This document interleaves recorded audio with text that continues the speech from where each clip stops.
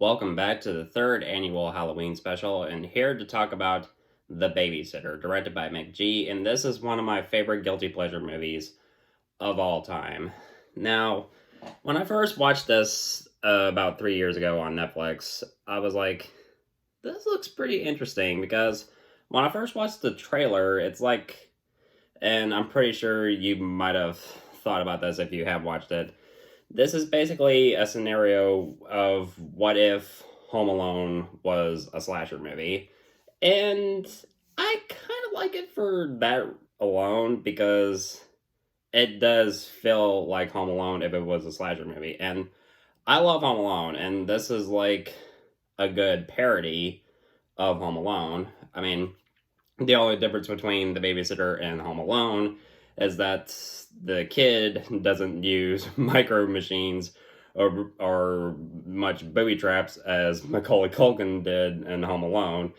But still, I like The Babysitter. I mean, it's not perfect. I mean, it's obviously flawed, but I love it for what it is because, I mean, as a horror movie, it completely works. I mean, if you view it as a comedy, I mean, it has like moments of comedy that that is just bound to make you laugh your ass off. But I mean, it also delivers something that I kind of want in a guilty pleasure horror film, and a plot that almost, kind of works in a way. Over the top moments of gore, and if you want a gore fest, I mean, this is one of the few movies that'll do that for you. There's only like a select few horror movies that I think have like the best effects in terms of gore. The best for me, in my opinion anyway, is mostly the Evil Dead films. In terms of The Babysitter, I mean, it could be on like the top 10, I mean, depending on your level, or mostly it could be either an honorable mention. So, I mean, for me, I honestly don't know if I would put it like the top 10 for me, but if I didn't, it would at least be an honorable mention because there's one kill in particular that would make you go, "Holy shit, that was gnarly." And there are moments where it can be a little bit gnarly, but yeah, I mean, that's kind of like what you expect from a horror film like this. But if any of you have not seen The Babysitter, this video will, of course, contain some spoilers. You have been warned. So the story revolves around a boy named Cole, played by Judah Lewis. So while his parents leave, he's left in the care of his babysitter, B, played by Samara Weaving. Things seem to be going well for them until he eventually discovers that his babysitter turns out to be a leader of a satanic cult, so he must fight for his own survival. Now, when it comes to this film's premise alone, I mean, it is a bit interesting, I mean, given how the rest of the film is going to go. At first, it starts off a bit slow, but I mean, it has like the first half hour feels like a comedy in a way, right until you get, near the 30 or 40 minute mark. That's when the horror element starts to kick in, especially with the first kill when B stabs the person that they're going to sacrifice in the head with two knives, and right, and it has a few moments of comedy, like the look of Cole's face when he witnesses the kill. I mean, the words "what the fuck" just pop up, and it immediately sets the tone for the rest of the film.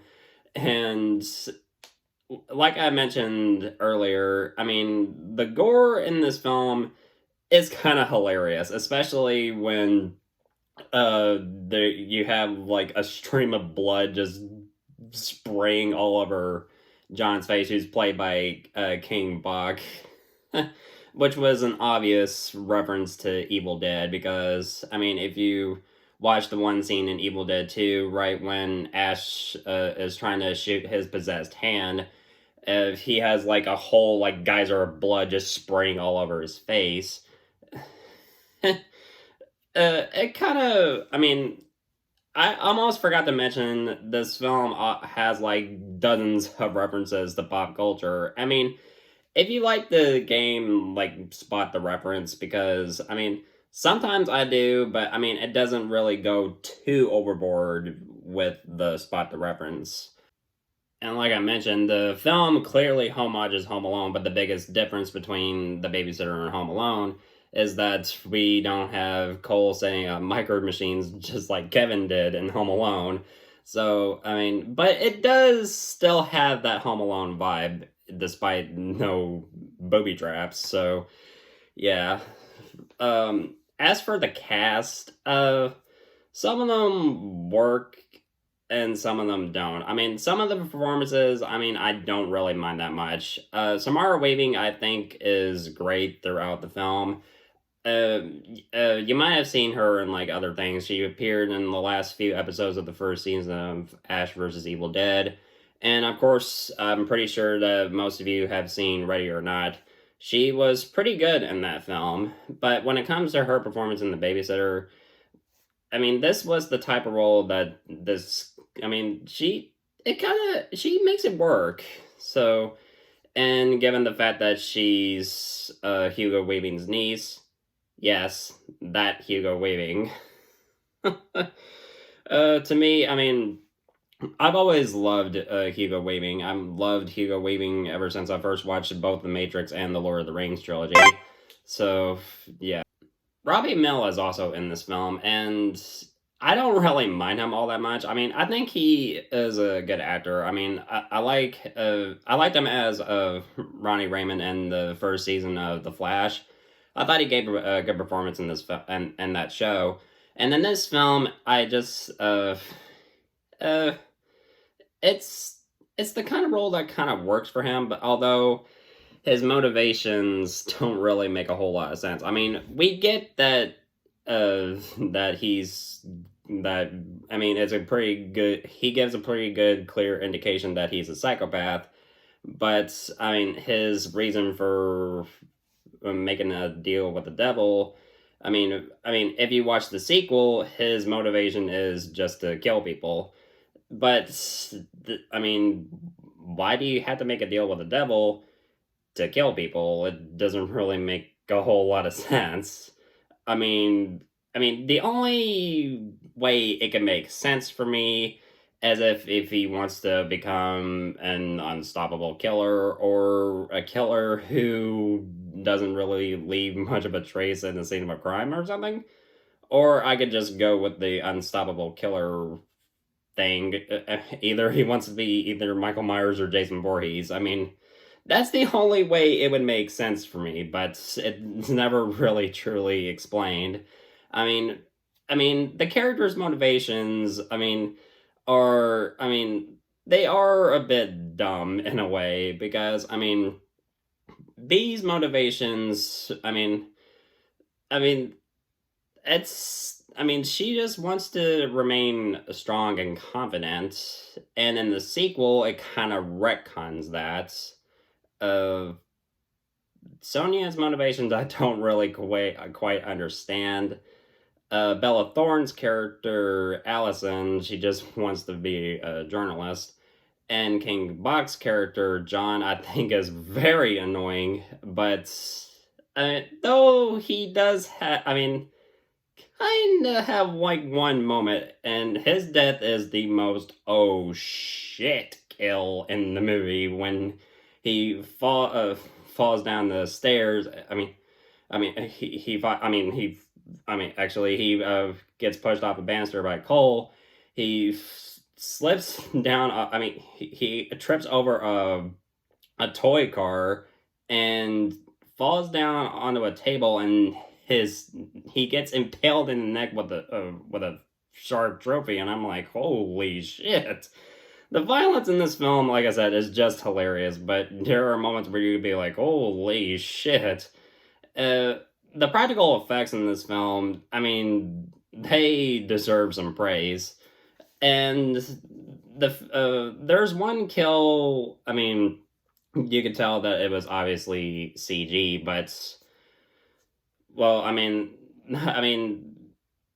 The mix of both practical effects and CG. I mean, it can work in some areas, but I mean, there are moments where you can tell that it doesn't really quite work.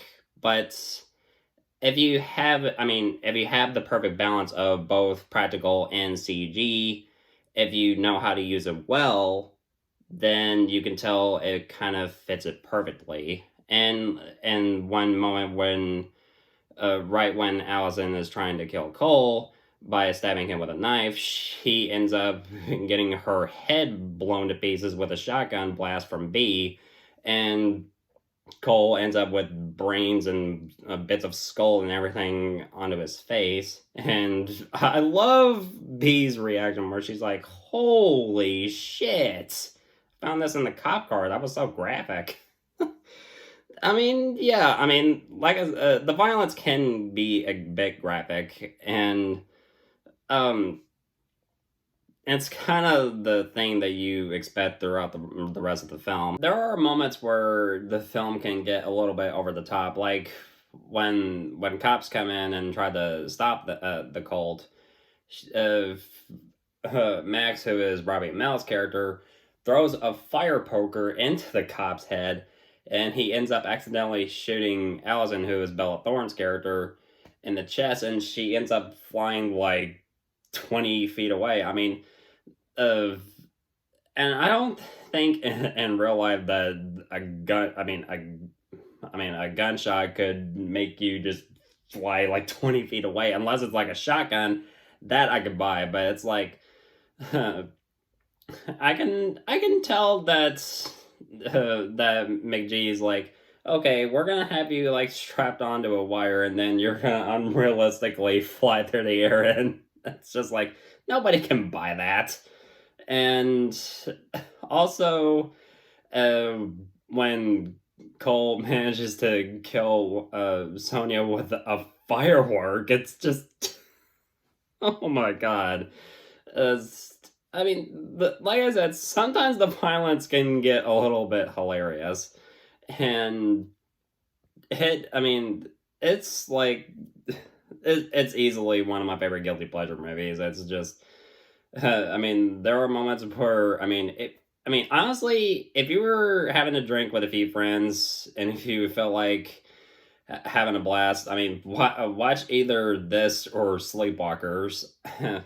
It's definitely right up there. It's just I mean, it's definitely on near that level of insanity. Not close to that level of insanity that Sleepwalkers has, but it's kind of close. It's just like right there. I mean, Sleepwalkers right here, Babysitter right here. That's the best way that I can describe it. And the last few minutes are also insane. Like I mentioned, Allison gets her head blown off by B. Uh, Cole threatens to burn B's devil book, and once he sets it on fire, she tries to save it. He runs out of the house, goes to his best friend's dad's car. He starts it, then goes full blast, just rams into his house and runs me over. Oh my god! And if that wasn't good enough, they had "We Are the Champions" by Queen playing, and I'm just like, oh god, that is what I need, because I am a humongous fan of Queen, and "We Are the Champions," that's like one of my top 5 favorite Queen songs. I'm pretty sure a lot of people would say the exact same thing. You would be like, yep, that's one of my favorite Queen songs.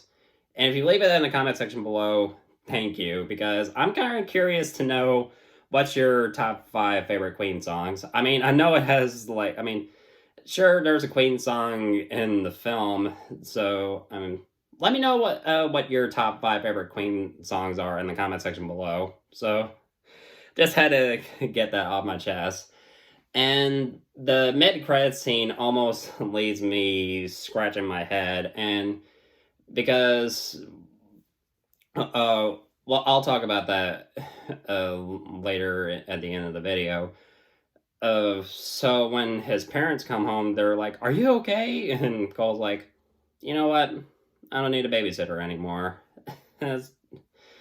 uh, so yeah, this film is, I mean, it has a lot of good moments, but there are some moments where the film where it doesn't really make a whole lot of sense. Mostly the characters' motivations. I mean, I can understand. I mean, why they would want to do what they do, but really wanting to make a deal with the devil in order to achieve it, especially Max's motivation, which is mostly to kill people, does it's not really entirely clear unless he made a deal to become like Jason Voorhees or Michael Myers.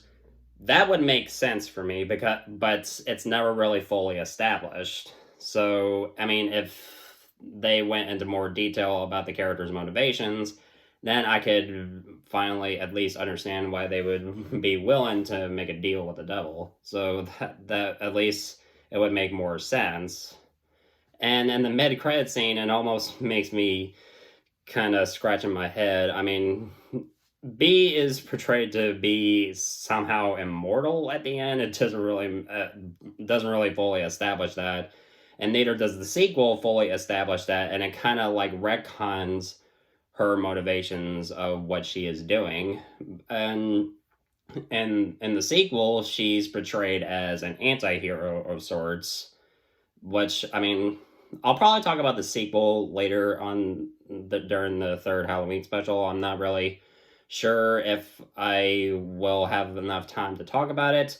But it's really, I mean, I kind of do want to talk about the sequel because, long story short, I mean, it's still entertaining for all the wrong reasons, but for the most part, I found the sequel a bit disappointing. So, but when it comes to the first Babysitter, it's really over the top, but you can still have a lot of fun with it if you're into those types of horror movies. So I'm going to give The Babysitter a B. Guys, it is so good to continue the third Halloween special. I'm just like, oh my god. I felt like I am home just to be able to talk about movies with you guys because I know I haven't really done much videos in the past, mostly because of my work schedule and a lot of other personal things going on. And of course, with no new releases coming out, but with the pandemic going on, of course, it's going to kind of affect the way that my channel is going to go. But still, I want to continue making videos for you guys, and I'm really happy to continue making videos for you guys because without you guys, I would not be here to continue talking with you guys. So yeah, thank you so much as always for watching, and I'm looking forward to doing more videos really soon. And if you want my thoughts on old or new movies, of course, you know where to find me.